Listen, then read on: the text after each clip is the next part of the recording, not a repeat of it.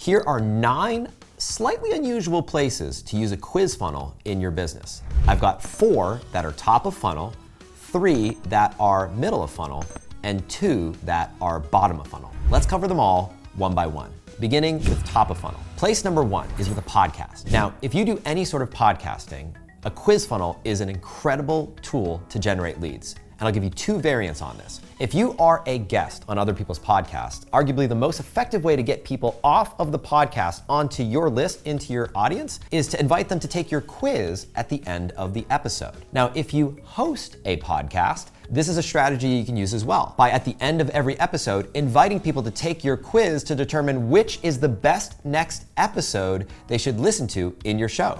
Especially if you've got a lot of different shows that people don't know what to listen to next, take the assessment to find out which one is right for you. Next is with a book. Now, there are 2 places that you can use an assessment or a quiz funnel with a book. The first is to drive people to buy your book. So in other words, they take an assessment in your business and the outcome is to buy your book. The second is that every single person who reads your book, you want to get them to take your assessment or quiz. Arguably more effective than any other strategy when it comes to driving all of that great book traffic that might largely come from a platform like Amazon and get them into your database is to use an assessment early in your book to drive people into your world. StrengthsFinder assessment is a great example of this in action. Next is with an infographic. If you've got any sort of infographic, an infographic in many ways is like a quiz in visual form. Like for example, if you had an infographic about all the different types of wine that exist and how to pair wine with the right cheese or the right food or the right cuisine,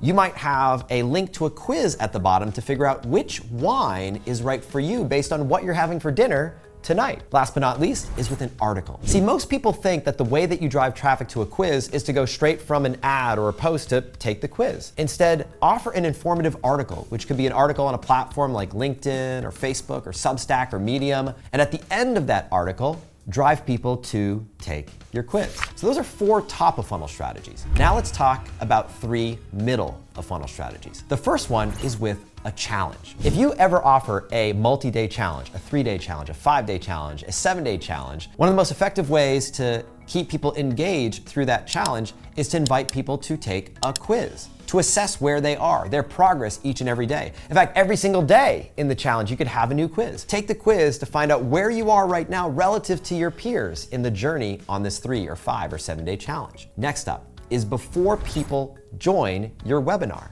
Invite people when they register for your webinar or web class or town hall or online event that you might be hosting to take your assessment.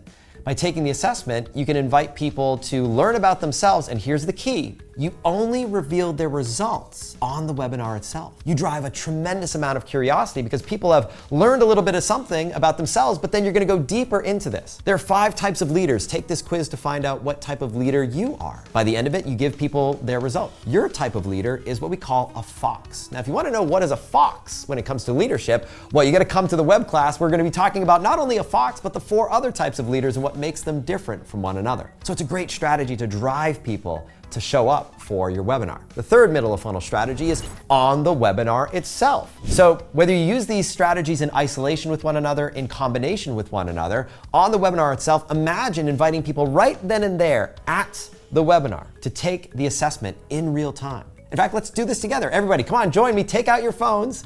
Let's go to the link right now. Let's fill in this information and we'll take a look at how this audience breaks down. So how many of us are foxes? How many of us are owls? How many of us are elephants in the different leadership styles? We can do this together right here, right now. Incredibly engaging. Oh, and by the way, if you do anything in terms of real-time in-person speaking at real in-person events, you can also use the same strategy. Get everyone in the room to take out their phones, take the assessment, and in real time share the results. Those are 3 middle of funnel strategies. Last but not least, 2 bottom of funnel strategies. Strategy number 1 is an ROI calculator. When someone is close to the point of purchase, if you take someone through an assessment, you can help them identify what is the return on investment that they should expect to receive by making the purchase, by buying the product or service that you have in front of them. And one additional strategy is a buying guide assessment. Which one is right for you? MailChimp does an incredible job of this, of helping people choose which of their many complicated plan options that they have. Can't figure it out? Pricing grid too complicated? Take our assessment to figure out which plan is right for you.